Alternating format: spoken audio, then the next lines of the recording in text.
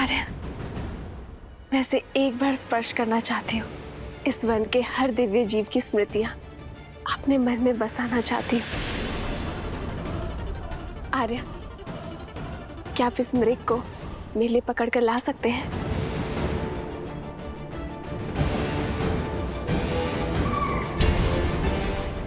स्वर्ण मृग नहीं होते सीते। नहीं होते? तो ये यहाँ क्यों है? और इसका रूप कितना आनंददायी है आर्य। हर बार रूप आनंद का कारण नहीं होता सीते, कई बार भ्रम छलावा भी होता है। मुझे भय है कि स्वर्ण मृग कोई माया जाल है। भूल गई सीते, रावण अपनी बहन शूर्पणखा के अपमान के प्रतिशोध का मार्ग खोजा है, और यह मार्ग माया जाल भी हो सकता है। हमें कुटिया में चलना चाहिए।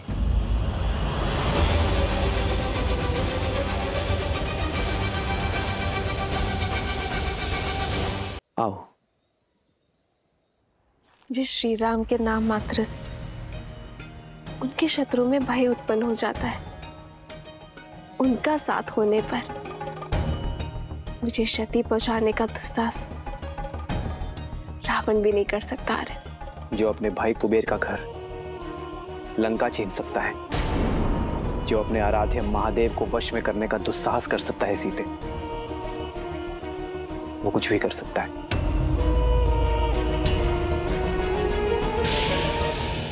हर चमकने वाली वस्तु स्वर्ण नहीं होती सीते।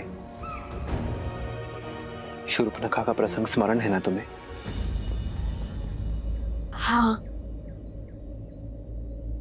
पर आर्य, इसका अर्थ ये तो नहीं है ना कि हर सौंदर्य के पीछे संकट की छाया खोजी जाए।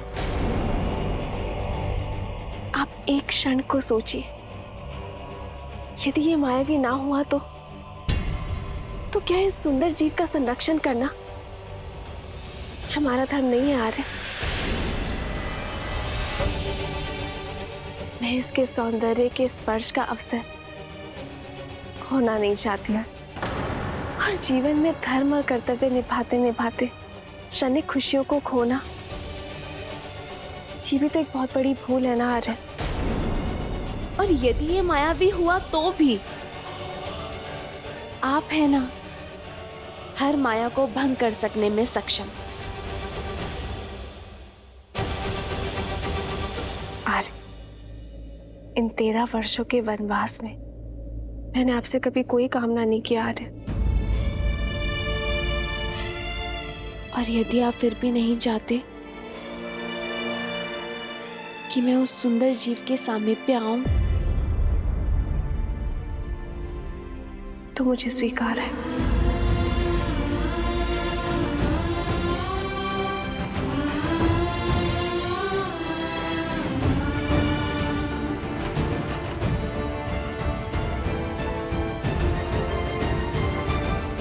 सीते,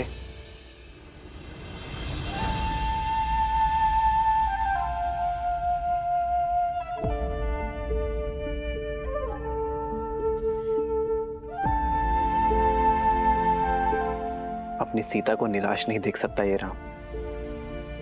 यदि तुम्हारी प्रसन्नता इसी में है तो मैं तुम्हारे लिए स्वर्ण मृग अवश्य लेकर आऊंगा सीते।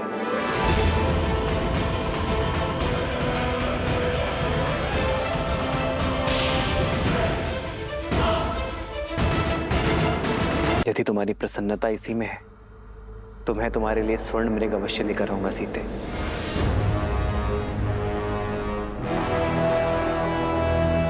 किंतु तुम्हें मुझे वचन देना होगा, जब तक मैं ना लौटूं तब तक तुम कुटिया में ही रहोगी। आप क्यों कष्ट करेंगे भैया? मुझे आज्ञा दीजिए, मैं अभी इस मृग को पकड़ कर ले आता हूं। नहीं लक्ष्मण, सीता ने मुझसे ये मांग की है। एक पत्नी ने अपने पति से आशा की है, जिसे निभाना मेरा धर्म है लक्ष्मण। एक पति का धर्म है।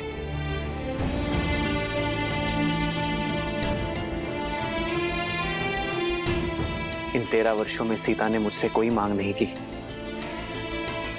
और मैं उसकी इस इच्छा का मान अवश्य रखूंगा।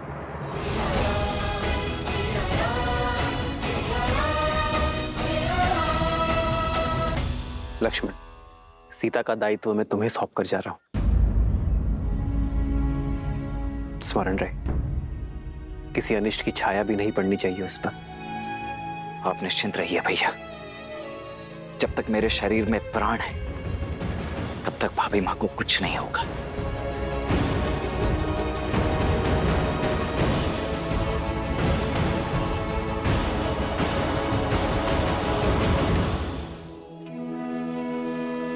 माया ठगनी न नर कछु जाने, कपट कहे मन नर न माने। विपत्ति समय बने मनुज धीरा, कनक मृग लई चले रघुबीरा।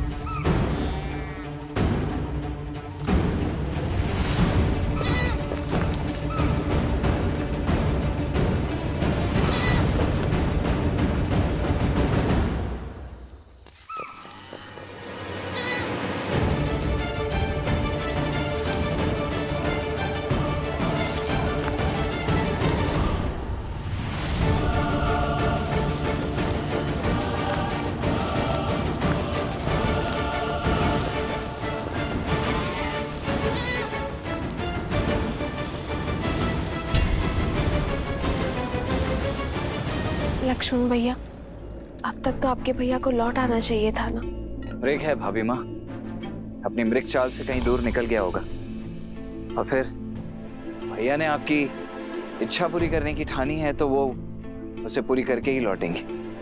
आप निश्चिंत रहिए। उनका भय उचित तो नहीं, कहीं वो सच में माया ही हो। यदि वो माया है भी तो भी उस माया के समक्ष स्वयं श्री राम खड़े हैं भाभी माँ, एक महायोद्धा। और फिर भूल गई आप, ऋषि अगस्त्य और गुरु विश्वामित्र के दिए हुए अस्त्र शस्त्र भी तो हैं उनके पास। आप चिंता मत कीजिए, कुछ नहीं हो सकता उन्हें।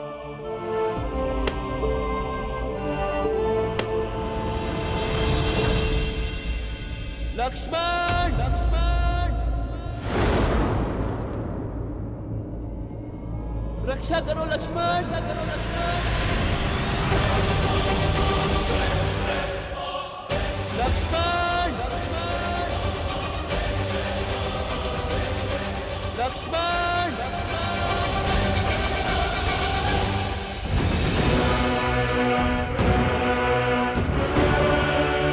निश्चित ही ये कोई मायावी है।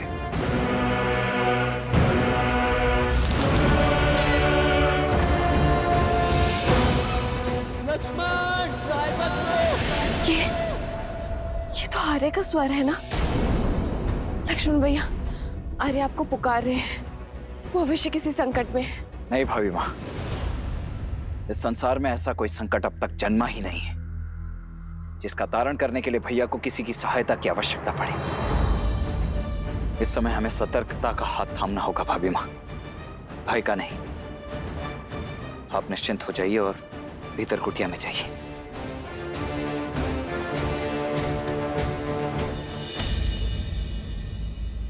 सीते, सीते सहायता करो।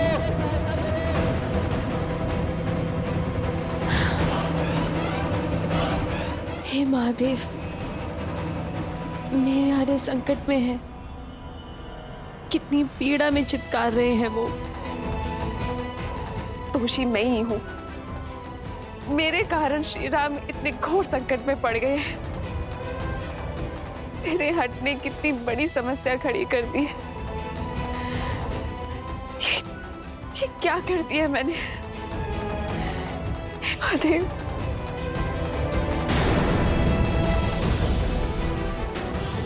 लक्ष्मण भैया, आप अब तक यही हैं। जाइए, उनकी सहायता करिए।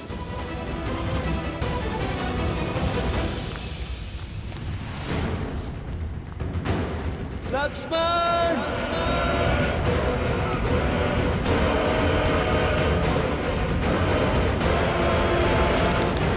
तुम्हें इस छल का मूल्य चुकाना ही होगा मायावी। लक्ष्मण भैया जाइए। भाभी शांत शांत शांत हो जाइए। 14 सहस्त्र राक्षसों का सामना अकेले करने वाले मेरे भैया राम क्या एक तुच्छ मायावी के छल और बल में फंस जाएंगे भाभी माँ? नहीं भाभी माँ, कदापि नहीं। किंतु उनकी करुण पुकार मेरे हृदय को भेद रही है। कुछ अनिष्ट न हो जाए लक्ष्मण भैया। जाइए लक्ष्मण भैया, उन्हें आपकी आवश्यकता है। जाइए भैया। भाभी माँ, भैया ने मुझे यहाँ आपके साथ रहने की आज्ञा दी है। मैं कैसे? तुम्हारी भाभी उनके पास जाकर उनकी सहायता करने का आदेश दे रही है। तो भाभी माँ, मेरा यहाँ रहकर आपकी सुरक्षा करना ही मेरा परम धर्म और कर्तव्य है। मैं ये कैसे लांघ सकता हूँ? और आपका धर्म ये भी है कि आप अपनी भाभी, अपने बड़े भाई की पत्नी का आदेश माने।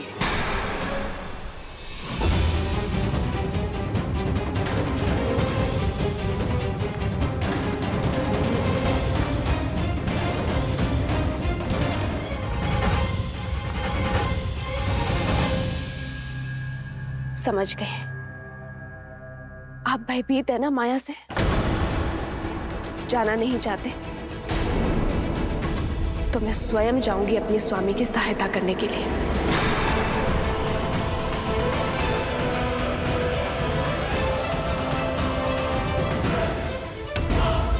रुक जाइए भाभी माँ, रुक जाइए। अरे दया कीजिए। देखिए भाभी माँ, ये मैं भी समझ रहा हूं कि ये सब एक माया मात्र ही है, परंतु क्षण भर के लिए विचार करके देखिए। खर दूषण समेत 14 सहस्त्र मायावियों का सामना अकेले करने वाले मेरे भैया राम क्या एक मायावी का सामना नहीं कर पाएंगे? और फिर भैया को दिए हुए वचन से मैं बंधा हुआ हूं भाभी माँ। और मैं श्री राम से, जिनमें मेरे अस्तित्व है, जिनमें मेरे प्राण बसते हैं, और यदि वही ना रहे तो मैं इन प्राणों का क्या करूंगी? मैं भी इन प्राणों को त्याग दूंगी। भाभी माँ रुकिए, रुक जाइए। ठीक है, आज जीवन में पहली बार अपने भैया की आज्ञा का उल्लंघन करेगा ये लक्ष्मण, ताकि आपकी आज्ञा का मान रख सकूं।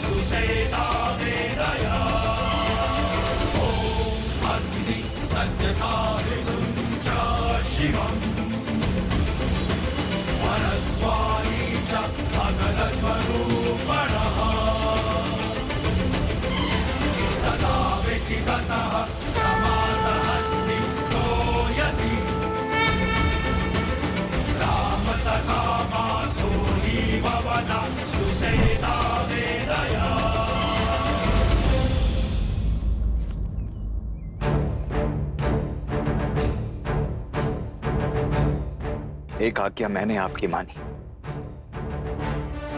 अब कृपा करके एक विनती आप भी मेरी स्वीकार कर लीजिए भाभी माँ। इस लक्ष्मण की अनुपस्थिति में ये लक्ष्मण रेखा आपकी सुरक्षा करेगी भाभी माँ। ये कोई साधारण रेखा नहीं है भाभी माँ।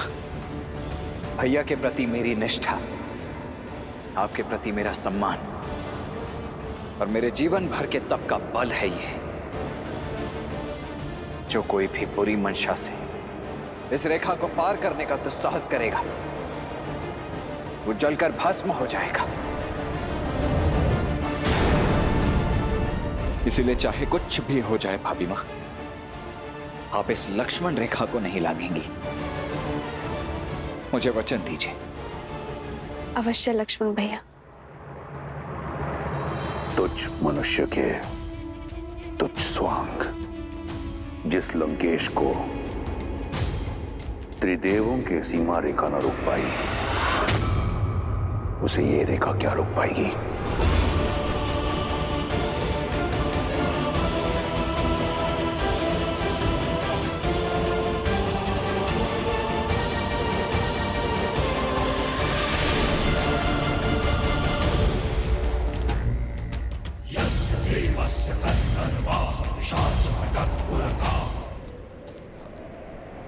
भिक्षाम देहि।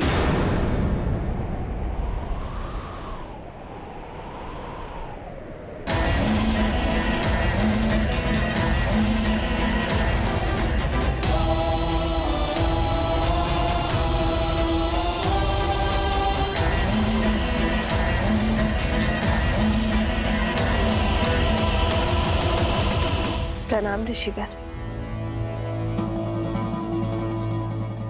राम के शौर्य की ख्याति और आपके तेज की महिमा इस वन से फैली और मुझे यहां खींच कर ले आई। ऋषि सुतीक्ष्ण जैसे अनेकों संत संसार भर में राम का गुणगान कर रहे हैं, तो दर्शन करने चला आया। श्री राम तो किसी कार्यवश वन के भीतर गए हैं। आप आदेश करिए, क्या सेवा कर सकती हूँ मैं आपकी? बड़ी दूर से आया हूं, भूखा हूं और थका भी। यदि भोजन के साथ विश्राम के लिए स्थान मिल जाए तो बड़ा आभार होगा देवी। अवश्य, आप यहीं रुकिए, मैं भोजन लेकर आती हूँ। मैंने कहा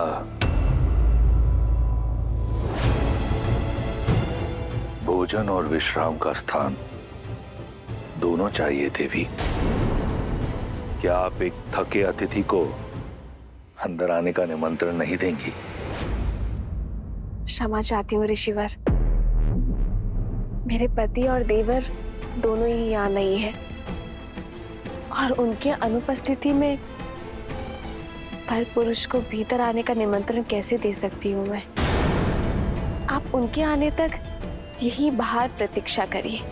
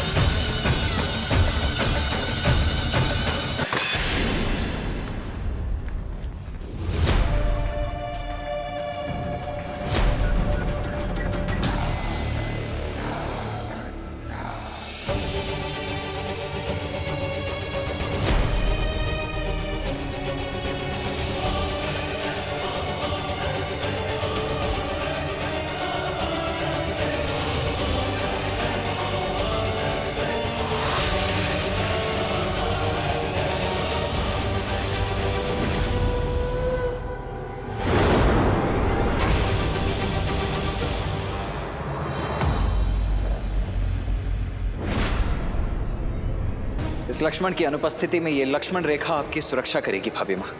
इसीलिए चाहे कुछ भी हो जाए भाभी माँ, आप इस लक्ष्मण रेखा को नहीं लांघेंगी। ये लीजिए ऋषिवर, ग्रहण कीजिए।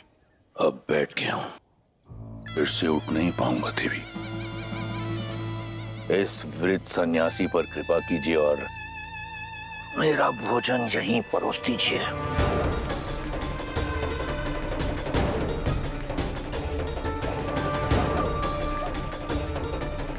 क्षमा चाहती हूँ ऋषिवर, पर मैं वचन की डोर से बंधी हूँ, ये रेखा नहीं लांघ सकती। आप स्वयं आकर ये भिक्षा ग्रहण कर लीजिए।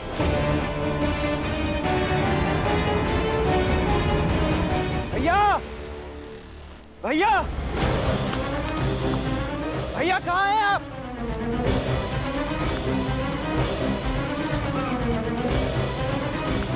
भैया, भैया कहाँ हैं आप?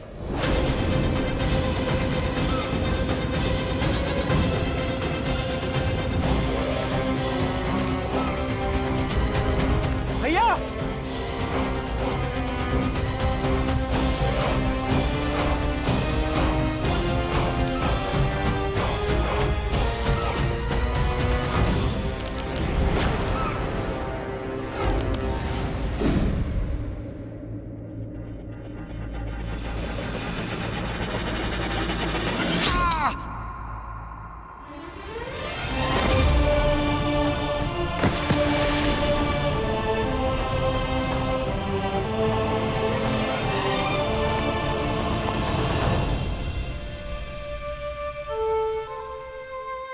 मैं वचन देता हूं कि अपनी मायावी शक्तियों का कभी दुरुपयोग नहीं करूंगा। मारीच, अवसर का लाभ नहीं उठाया तुमने, फिर से पाप के मार्ग को चुन लिया। क्षमा, ये समय चर्चा का नहीं है। आपकी पत्नी माता सीता संकट पे है। हाँ,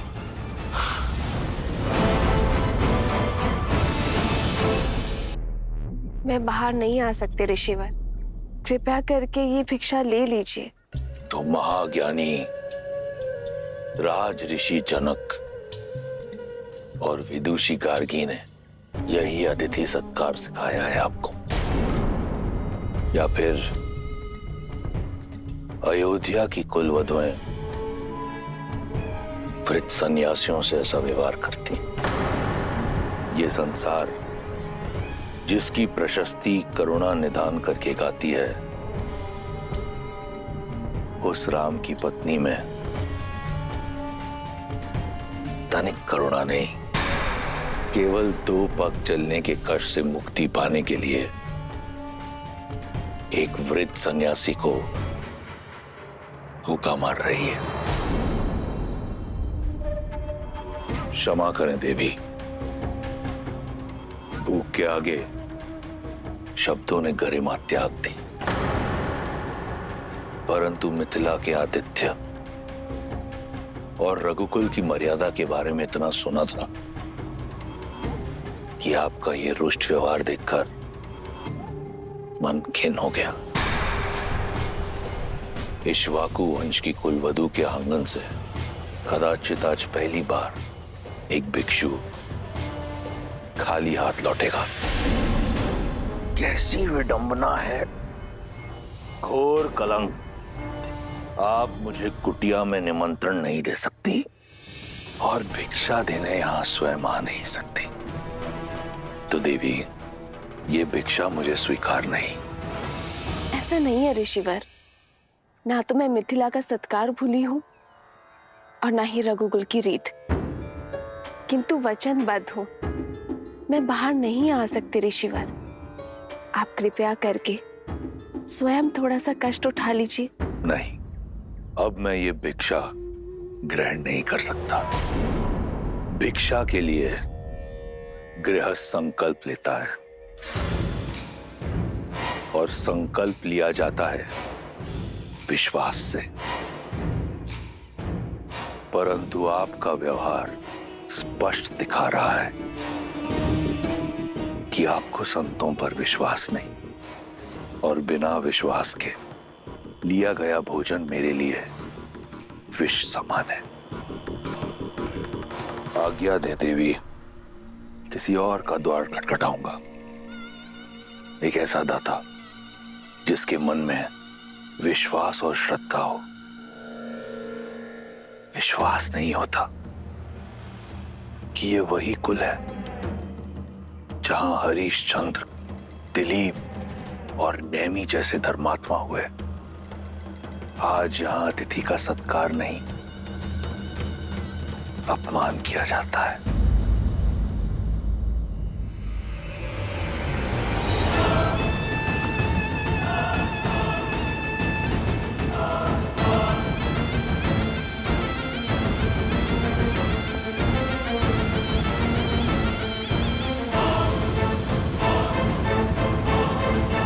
रुकिए ऋषिवर।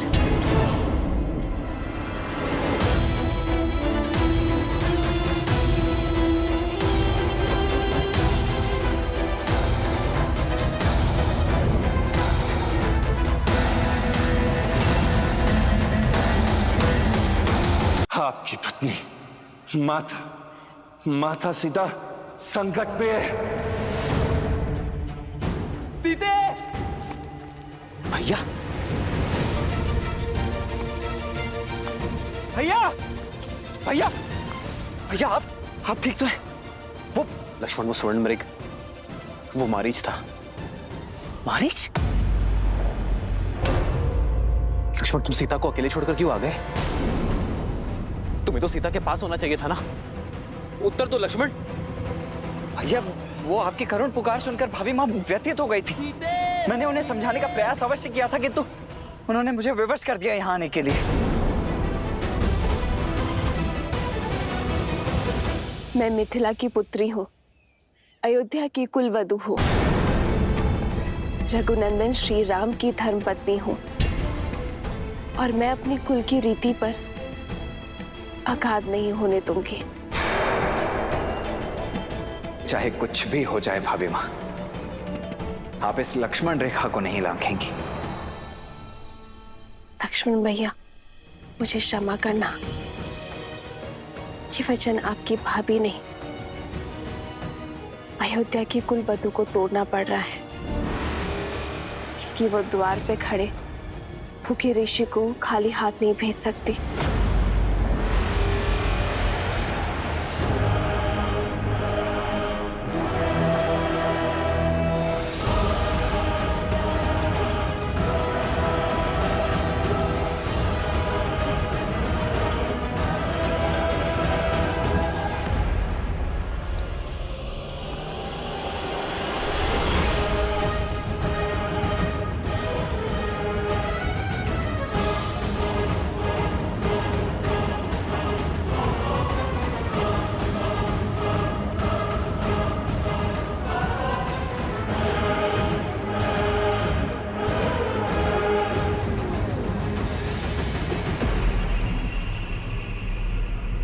क्षमा करे और भिक्षा ग्रहण करे देव, रुष्ट ना होइए।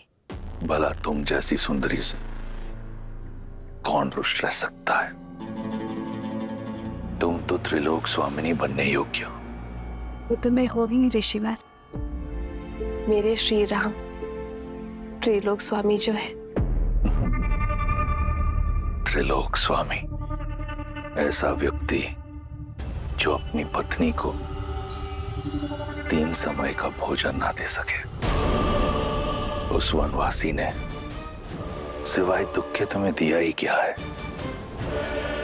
तुम तो लंका की पटरानी बनने योग्य हो। इस भिक्षा के बदले मैं तुम्हें वो पद देना चाहता हूं। तुम्हारे शब्दों ने तुम्हारे रूप का भेद खोल दिया है। तुम साधु नहीं हो। कौन हो तुम? उत्तर दो दुष्ट।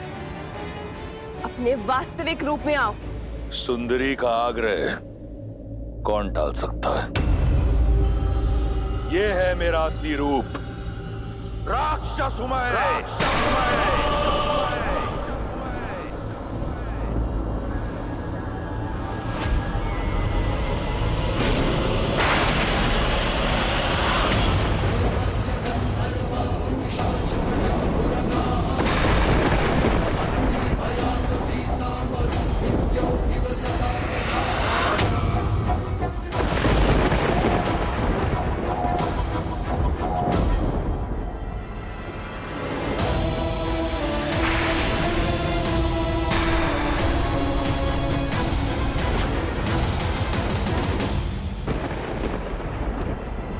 रावण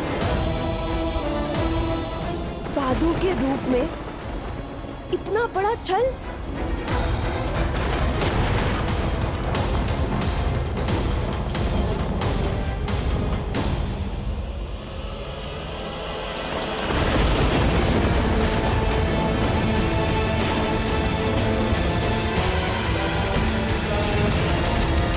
यदि तुम्हारे स्वयंवर में महादेव ने मेरा साथ दिया होता, यदि मुझे पिनाक उठाने की अनुमति दी होती, तो मुझे यह करने की आवश्यकता नहीं होती।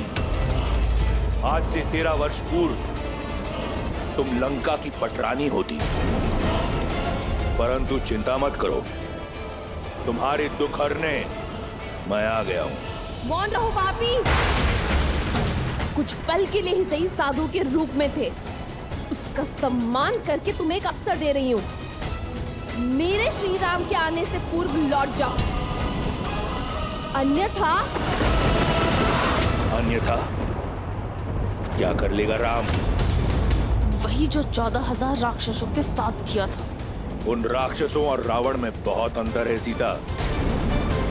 सहस्त्रों वर्षों से अनगिनत वीरों से युद्ध किया है मैंने। अगर तुम्हारा राम एक वीर है तो उसे वीरगति प्राप्त होगी, अन्यथा रावण के हाथों एक नीरव बालक की हत्या होगी। अब चाहे जो भी हो, सीता केवल रावण की है, रावण की। हो तो तुम राक्षसी ना, गर्व और अभिमान में मत। यदि अपने प्राणों की रक्षा करना चाहते हो तो चले जाओ यहाँ से। जितनी सुंदर हो उतनी ही भोली भी। जो लौट रहा था वो एक भिक्षु था, जो तुम्हारे समक्ष खड़ा है वो लंकेश है, जिसका इस संसार की हर सुंदर वस्तु पर आधिपत्य है। और आज इस ब्रह्मांड सुंदरी सीता पर भी केवल मेरा अधिकार होगा।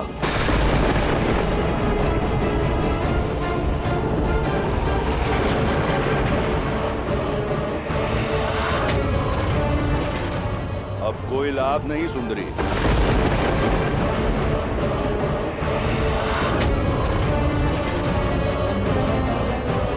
मर्यादा की सीमा रेखा का नियम है, एक बार लांघ दी तो पुनः लौटा नहीं जाता। अब ना तो ये लक्ष्मण रेखा और ना तुम्हारा राम, कोई तुम्हारी रक्षा नहीं कर सकता।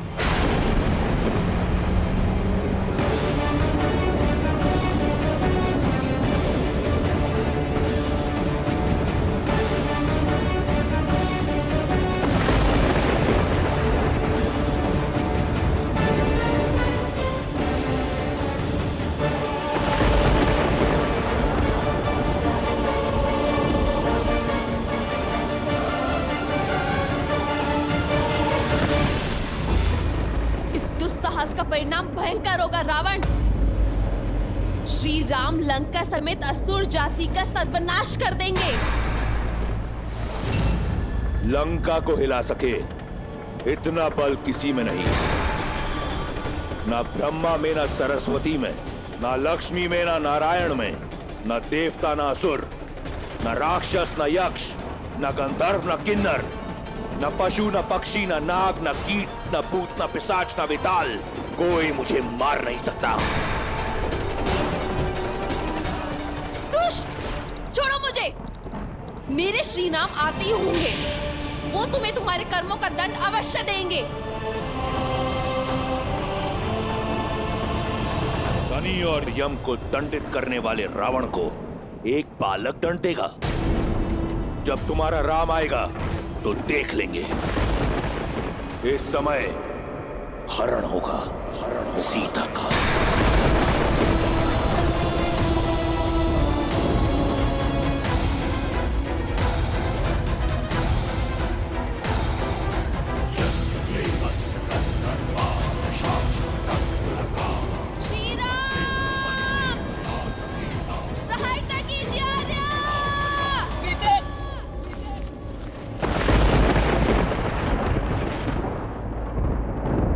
मेरी सीता संकट में है लक्ष्मण।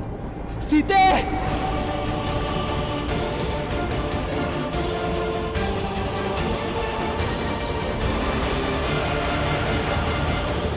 रावण का ये अपराध अक्षम्य है, जिसे युगों युगों तक भुलाया नहीं जा सकता।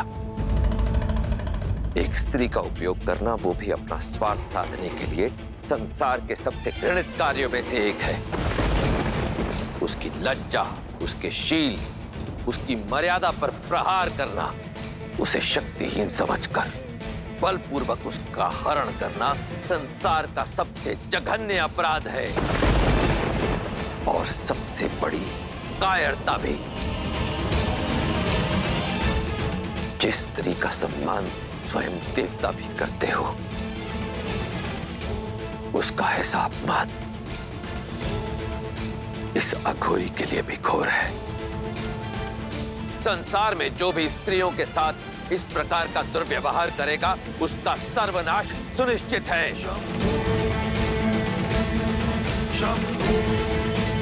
आज अपने इस जघन्य अपराध से रावण ने अपना अंत स्वयं लिख दिया है।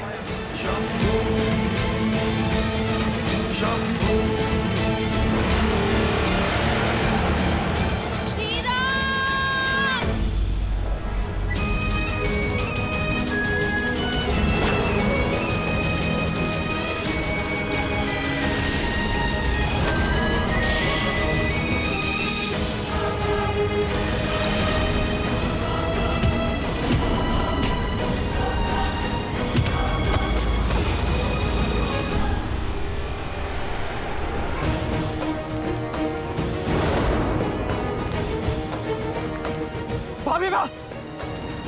सीते! भाभी माँ कहाँ हैं आप? लक्ष्मण, लक्ष्मण तुम उस ओर जाओ, मैं यहां देखता हूं।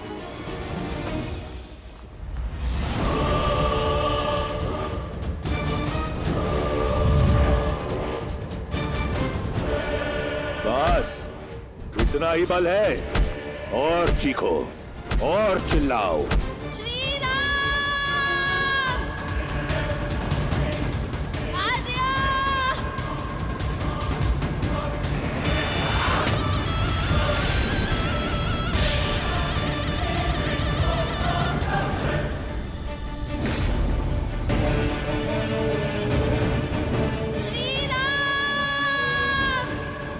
चीखो और चीखो, याचना करो।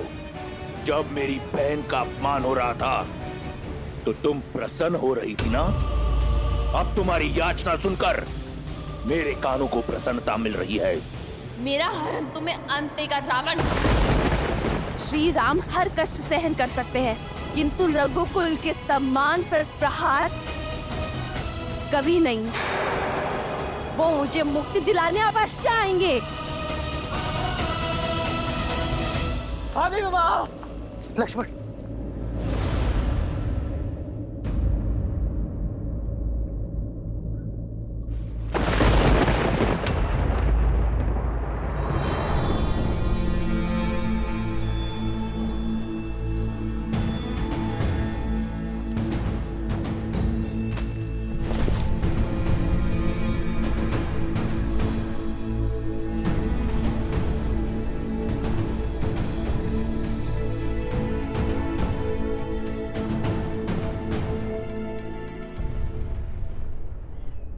सीते,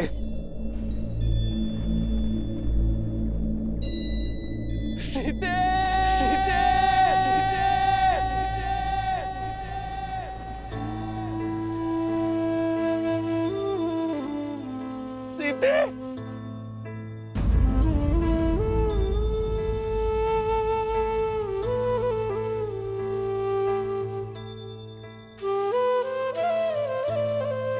सीते!